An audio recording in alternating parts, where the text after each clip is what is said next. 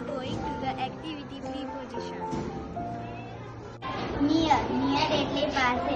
કોઈ પણ વસ્તુ પાસે હોય તો નિયરનો ઉપયોગ થાય છે. એક્ઝામ્પલ તરીકે સોહા નિયર અક્ષા.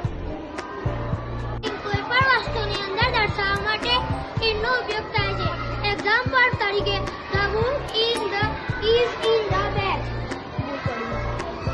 અંડર એટલે કે કોઈ પણ વસ્તુની નીચે હોય એ દર્શાવવા માટે અંડરનો ઉપયોગ થાય છે.